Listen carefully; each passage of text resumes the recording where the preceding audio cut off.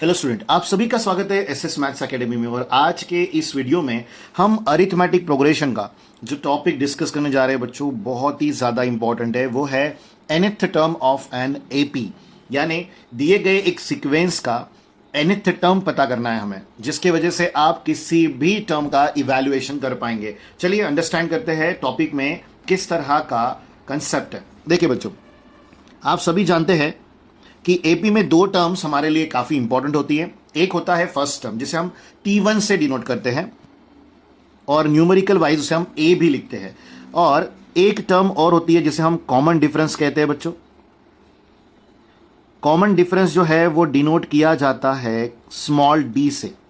और जब हम बात कर रहे हैं nth term of an AP के लिए, तो ए और डी ये दोनों काफी इंपॉर्टेंट रोल प्ले करते हैं। आप प्रॉपरली अंडरस्टैंड कीजिएगा, फिर हम आगे बढ़ेंगे। देखिए, बात करेंगे T2 को इवैल्यूएट करने में। तो जब कभी भी हम नेक्स्ट टर्म को इवैल्यूएट करते हैं तो एपी का जो डेफिनेशन है उस हिसाब से अगर सोचें तो हमें नेक्स्ट टर्म का इवैल्यूएशन करने के लिए प्रीवियस टर्म में स्मॉल डी यानी कि कॉमन डिफरेंस को ऐड करना पड़ेगा। ध्यान रखिएगा, बहुत ही सिंपल सा डेफिनेशन था कि next term is obtained by adding common difference to the previous term. तो ये हमारी प्रीवियस टर्म है बच्चों T1, जिसमें ऐड किया गया डी। बट T1 जो है वो हमारे लिए ए होता है और डी ही रहेगा। तो T1 की जगह पर ए आ गया। देखिए, T2 हो गया है अब a प्लस डी। और जब बात करेंगे T3 के बारे में तो उसका फॉर्मूला क्या आएगा बच्चों? T2 plus D. T2 की टर्म क्या है? a plus D. T2 की जगह उसकी वैल्यू a प्लस डी आ जाएगी और एक डी एक्स्ट्रा रहेगा यहाँ। तो अगर आप इसे सॉल्व करते हो तो ये a प्लस हो जाएगा 2d। तो यहाँ पॉइंट नोट कीजिए कि आप जब कभी भी नेक्स्ट टर्म को इवैल्यूएट कर रहे हो तो वो प्रीवियस टर्म के हेल्प के बगैर नहीं आती है। और यही रूल यूज करते करते हम nth टर्म के लिए एक फॉर्मूला डिराइव कर लेंगे, जो कि काफी सिंपल रहेगा अंडरस्टैंड करने में। पर उसे बनाने के लिए आपको लॉजिक अंडरस्टैंड करना पड़ेगा उसके पीछे का। अब बारी T4 की। T4 के लिए फॉर्मूला आएगा T3 प्लस डी। T3 की वैल्यू है a प्लस 2d, साथ में है एक और d, तो a ही रहेगा। 2d प्लस डी वो हो जाएगा बच्चों 3d। देन बात करेंगे T5 के बारे में। फॉर्मूला आएगा T4 प्लस डी। तो यहां आ जाएगा बच्चों T4 का value which is a plus 3d plus D. आगे बढ़ोगे तो a प्लस आ जाएगा 4d। अब आप यहां छोटा सा एक पॉइंट नोटिस कीजिए, जो लॉजिक आप लोगों को Tn यानी nth टर्म को इवैल्यूएट करने में हेल्प करेगा। एक बात ध्यान रखिएगा, nth टर्म निकाल लेने से ये कभी भी डिक्लेयर नहीं हो रहा है कि ये जो हमारे पास सीरीज है या जो सीक्वेंस है वो टर्मिनेटिंग है, वो इनफाइनाइट नहीं है, वो फाइनाइट है। ऐसा हम नहीं कह रहे, हम सिर्फ एक इनफाइनाइट सीक्वेंस का डिटरमाइन कर रहे हैं बच्चों nth टर्म, जिससे आप किसी भी नंबर के वैल्यू को बड़े आसानी से बना सकते हो। देखिए, अंडरस्टैंड कीजिए लॉजिक को। ये T5 है। जब यहां आप n की वैल्यू 5 देख रहे हो, देखिए अब t का सफिक्स n है तो यहां कौन है? 5। तो अगर यहां 5 है तो यहां a ही है। T4 में भी a एज इट इज है, T3 में भी a एज इट इज है, T2 में भी a एज इट इज है और T1 में भी a एज इट इज है। It means T5, T4, T3, T2, T1 इन सभी के एक्सपीरियंस से आप देख रहे हो कि हम लोगों ने यहां Tn में भी लिखना चाहिए a। इसी बात को आगे बढ़ाते हैं। अब देखिए, सभी तरफ a आ रहा था तो हमने Tn में भी a लिख लिया। बात करेंगे अब T5 की। फिर से एक बार T5 में यहां पर देखिए बाय मिस्टेक यहां b लिख दिया बच्चों, वो d है। देखिए T5 में यहां क्या है? 4। अब जब आप यहां 4 देख रहे हो तो 5 से एक कम वैल्यू है ये। यहां की बात करोगे 4 की तो यहां 3 है, यहां 3 है तो यहां 2 है, यहां 2 है तो यहां 1 है, और यहां 1 है तो यहां बेसिकली 0d है, यानी d की टर्म ही नहीं है। आप ये भी कह सकते हो, ऑब्वियस है। एट द लास्ट हम इसे a ही कंसिडर करते हैं। तो ये पॉइंट आप nth टर्म को लिखने में यूज कर सकते हो। देखिए, यहां पर भी d की टर्म जरूर आएगी, पर कितने बार आएगी वो एक बार अंडरस्टैंड कीजिए फिर से। यहां 5 है बच्चों तो यहां 4 है, तो कितना कम हो गया? 1 कम हो गया। और आप हर जगह देख सकते हो T4 में 1 कम 3 है, T3 में 1 कम 2 है, T2 में 1 कम 1 है। तो यही टर्म यहां पर भी आएगी और हम लिखेंगे n-1d। यानी हमने लॉजिकली nth टर्म AP की बना ली है बच्चों। और Tn का आज से फॉर्मूला रहेगा क्या? Tn इज इक्वल टू रहेगा बच्चों a प्लस n-1d। तो अब आप यहां से किसी भी नंबर का, अगर क्वेश्चन में कहा जाए कि आपको 30th टर्म निकालनी है तो आपको यहां 30 लिखना है और यहां लिखना है 29। साथ में a और d की वैल्यूज जो हमें दे रखी होगी उसे यूज कर लीजिएगा, आपको फाइनल आंसर मिल जाएगा। तो यही अंडरस्टैंडिंग हमारी होनी चाहिए nth term of an AP के कंसेप्ट को समझने के बाद। और अब न्यूमेरिकल डिस्कस करेंगे ताकि जो कंसेप्ट आप लोगों को अभी जनरलाइज कंडीशन में समझाया गया है उसे आप इंप्लीमेंट कर सके किसी भी न्यूमेरिकल में। तो कंसिडर कीजिए, ये एक एग्जांपल है फर्स्ट, जहां हमें एक सीक्वेंस दिया हुआ है 5, 8, 11, 14 एंड सो ऑन। तो आप एक बात यहां से नोटिस कीजिए, अब हमें शॉर्ट एंड स्वीट काम करना होगा क्योंकि हम टोटल कंसेप्ट एक एक करके नहीं लिख सकते, ठीक है।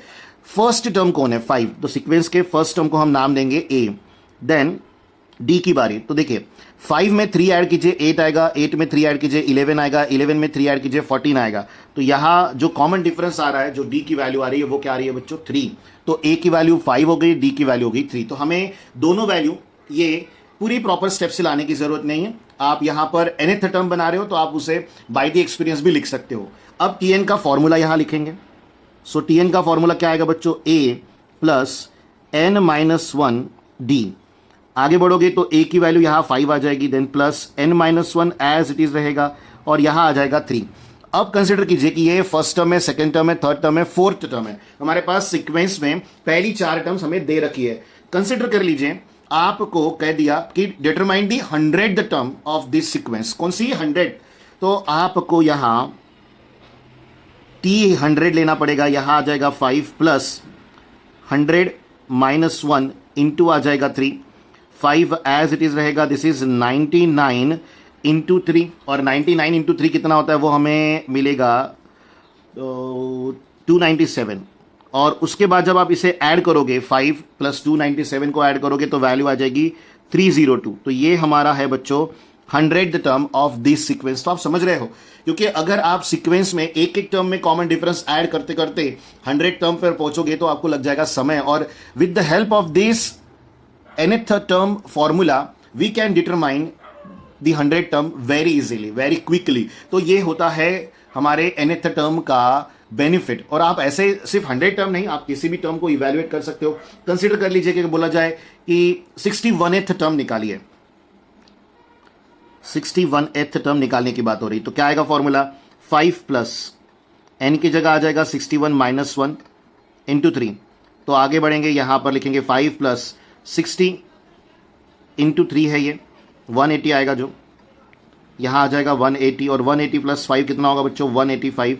तो ये हमारा 61th टर्म है। तो ये बेसिक हमेशा याद रखिए कि अगर आपके पास एक जनरल फॉर्मूला आ चुका है जिसे nth टर्म का फॉर्मूला कहा जाता है, तो वहां ये जो n है, ये n आपको कोई भी वैल्यू दे सकता है और उस वैल्यू को लेकर उस पर्टिकुलर न्यूमेरिकल में आपको वर्क करना आना चाहिए। और ऐसा नहीं है कि आप लोग इसे रिवर्स डायरेक्शन में यूज नहीं कर सकते। कंसिडर कीजिए आपके पास, अब देखिए ये जो वैल्यू है, ये 185 जो वैल्यू है, ये कौन से टर्म की वैल्यू है? 61th टर्म की वैल्यू है। पर कंसिडर कीजिए आपको एक वैल्यू पता है और आप ये जानना चाहते हो कि वो वैल्यू इस सीक्वेंस में कौन सी पोजीशन को होल्ड करता है, यानी वो कौन सी nth टर्म है जो वो वैल्यू रिप्रेजेंट कर रही है, वो वैल्यू उस जगह पर बैठी हुई है। तो आप उसे भी बड़े आराम से यहां पर इवैल्यूएट कर सकते हो। जैसे आप कहोगे कि n की वैल्यू पता करना, जैसे आपको पहले यहां n की वैल्यू पता थी तो आपने उस टर्म के बारे में उस 8th पोजीशन पर जो वैल्यू आएगी उसके बारे में इवैल्यूएशन किया है। बट जब ये वैल्यू पता है और वो पोजीशन हमें मालूम करनी है तो ये फॉर्मूला वहां पर भी आपकी हेल्प करता है। बस आपको छोटे मोटे एक्स्ट्रा कैलकुलेशन समझ में आए हुए होने चाहिए जो वहां पर यूज होंगे। तो चलिए ऐसे भी न्यूमेरिकल्स को हम देखेंगे यहां पर। तो देखिए कंसीडर कर लीजिए, हमारा थर्ड सब क्वेश्चन ये है कि आपको एक वैल्यू दे रहे हैं और वो सीरीज में कौन सी पोजीशन को होल्ड करता है ये हमें पता करना है। तो क्वेश्चन ऐसा है, let's check whether 61 is in this AP or not। अब देखिए हमारे पास एक वैल्यू दे रखी है 61, यानी हमारे पास nth टर्म ऑलरेडी अवेलेबल है। nth टर्म कितनी दी हुई है बच्चों? 61। हमें n की वैल्यू पता करनी है। तो tn का फॉर्मूला क्या था यहां पर? 5 plus n minus 1 into 3 is equal to है 61। आगे बढ़ोगे तो सिंपल से कैलकुलेशंस आपको करने हैं, जैसे मैंने कहा था वही हम यहां पर इवैल्यूएट कर रहे हैं। तो यहां 5 जो है वो राइट साइड ट्रांसफर होगा, तो यहां 3 इंटू n माइनस 1 है इज इक्वल टू 61 माइनस 5 आ जाएगा, और 61 माइनस 5 होता है 56, ये बात ध्यान दीजिएगा। तो यहाँ हम 56 लिखेंगे, फिर 3n से ब्रैकेट मल्टीप्लाई, तो 3 इंटू एन 3n आ जाएगा, 3 इंटू माइनस 1 माइनस 3 आ जाएगा, यहाँ आएगा बच्चों 56। Then this negative 3 shifted to the right hand side, तो यहाँ आ जाएगा 56 plus 3, then 3n is equal to यहाँ आ जाएगा बच्चों 59, और n की वैल्यू आएगी 59/3। अब एक बात नोटिस करो, जो n की वैल्यू आई है वो फ्रैक्शन वैल्यू है, हाँ या ना। और जहां पर भी आपको n की वैल्यू किसी एक नंबर को, वो नंबर एपी में है या नहीं इस बारे में अगर आप जानना चाहते हो, और वो नंबर जो n की वैल्यू आएगी वो अगर फ्रैक्शन आती है, तो सिंपल सी बात यहां कीजिएगा कि n की वैल्यू नेचुरल नहीं है, विच मीन्स कि ये नंबर एपी में भी नहीं है। तो यहां हम डिक्लेरेशन क्या देंगे कि but then n is not a natural number, n is not a natural number, therefore 61 is not in this AP। आप समझ रहे हो, ऐसे भी हमें इवैल्यूएट करने के लिए कहा जाता है। एक और सिमिलर एग्जांपल लेंगे आपको ये टॉपिक समझने के लिए। देखिए, कंसिडर कर लीजिए, क्वेश्चन कहा गया let's check whether 362 is in this AP. अब इसका मतलब क्या है कि 362 कोई तो भी एक पोजीशन को होल्ड कर रहा है, वो कौन सी पोजीशन है ये हम नहीं जानते, तो हम उसे nth टर्म मान लेंगे। nth टर्म लेने पर उसका फॉर्मूला आएगा जो इस न्यूमेरिकल में चल रहा था, 5 plus n minus 1 into 3 is equal to है 362। अब आप 5 को राइट साइड ट्रांसफर कीजिए, तो यहाँ 3 इंटू n माइनस 1 रिमेनिंग है बच्चों। 362 माइनस 5 करने पर आपको मिलेगा 362 माइनस 5 किया हमने, यहाँ पर 3 से ब्रैकेट मल्टीप्लिकेशन आ रहा है, तो यहाँ आ रहा है बच्चों 357। अब इस निगेटिव 3 को राइट साइड में ट्रांसफर कीजिए जो पॉजिटिव हो जाएगा। एक बात हमेशा याद रखिएगा कि जब कभी भी कोई भी टर्म अपना साइड चेंज करती है और वो एडेड सब्ट्रैक्टेड हो तो साइन जरूर चेंज होता है। अब 3n इज इक्वल टू, इस टर्म का वैल्यू कितना आएगा 360, और जब आप n की बात कर रहे हो तो 360 डिवाइडेड बाय आ जाएगा बच्चों 3, और अगर आप इसे 3 से डिवाइड करोगे तो 3 1 जा 3, 3 2 जा 6 और 0 आ जाएगा। तो n की वैल्यू क्या आ रही है बच्चों 120।